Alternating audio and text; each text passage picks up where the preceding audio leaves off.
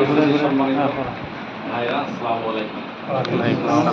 জানেন যে Bangladesh private car নামক একতা নামক যে আমাদের সংগঠনটি রয়েছে, এই সংগঠনটি আমরা তৈরি হয়েছে এর পিছনে অনেকই বিধান পেয়েছে। আসলে ইতিহাস এগুলো বলতে গেলে অনেক সময় লাগছে, অনেক সময় দিয়ে লাগছে। সেজন্য আমি আপনাদের এত পর্যন্ত যেতে চাই না। আমি আজকে সংক্ষিপ্ত কথা বলে শেষ করতে চাই, যেটা আমাদের সেরকম বড় প্রোগ্রাম নয় এখানে।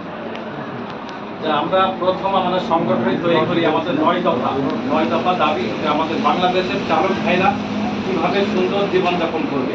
কারণ আমাদের যেভাবে আমরা অন্যায় টর্চার অবহেলিত হয়ে থাকি, অনেক সময় ক্লায়েন্টের কাছ থেকে আমরা যেভাবে টর্চার হয়ে থাকি, আসলে এগুলো শুনলে এক ভাইয়ের মুখ থেকে শুনলে আসলে খুবই দুঃখ আসে, খুবই দুঃখজনক।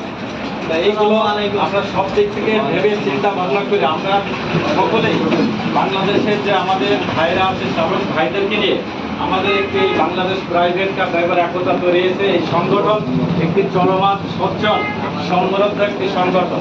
এখানে সুন্দর একটা কমিটি রয়েছে, অনেক ভাইরা এখানে জানেন আমাদের কমিটির সাথে যুক্ত আছেন এবং অনেক ভাইরা কমিটিতে হয়তো নাই। আমি সেসব ভাইদের অনুরোধ করব আমাদের সংগঠন সম্পর্কে আপনারা ধারণা নেবেন এবং আমাদের গাইডলাইন সম্পর্কে, আমাদের 9 দফা দাবি সম্পর্কে আপনারা যখন জানবেন, আমি বিশ্বাস করি সকল ভাইরা বিশ্বাস করে আপনার আনন্দে আপনার গ্রামটা জড়িয়ে যাবে যে আসলে এমন একটা সংগঠন এত সুন্দর দাবি রয়েছে।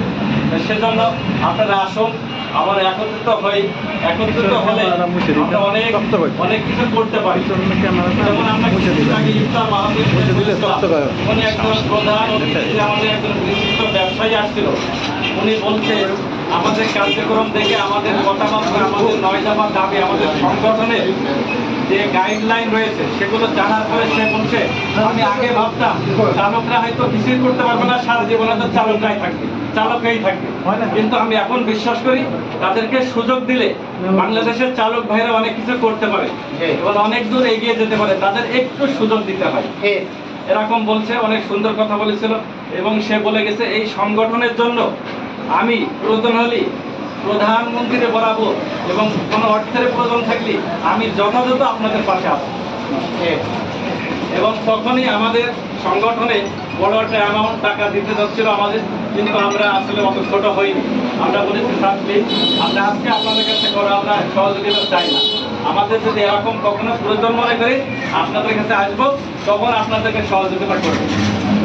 সকলেই আমাদের ভাইরা যারা আছে সকলেই আপনাদের যে ক্লায়েন্টটা আছে তাদের আসলে বুঝাবেন যে আমরা একটা সংগঠন রয়েছি।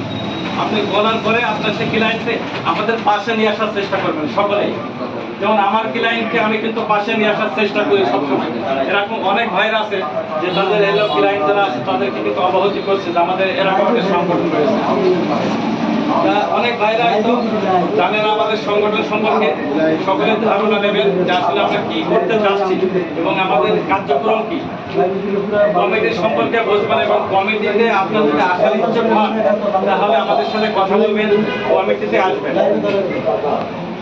যাই হোক, আপনারা এখানে অনেক উপস্থিত হয়েছেন। আজকে আমাদের সেরকম বড় প্রোগ্রাম না, আমাদের সাধারণ সদস্য যারা আছে 1015 সদস্য আছে তাদের কিন্তু আমরা অবগতি করি নাই। আজকে আমরা চেয়েছি যে আমাদের কমিটির যে ভাইরা আছে আর আশেপাশে যে আমাদের সদস্যরা আছে, যাদের আমাদের সদস্য কাজ করে যাচ্ছে কিছু ভাইরা আছে, তাদেরকে নিয়ে আমরা একটা ছোটোখাটো একটা মিটিং করবো, একটু আনন্দ আর কি পরামর্শ এইটার জন্য আমরা আজকে আসা।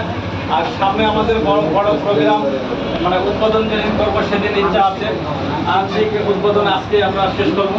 আর বড় জায়গায় উদ্বোধন করবো আমরা, যেটা সেটা হয়তো পরে আপনার সকলেই দেখতে পাবেন যে বড় সরকারের চিন্তা ভাবনা আছে আমাদের এখন করার।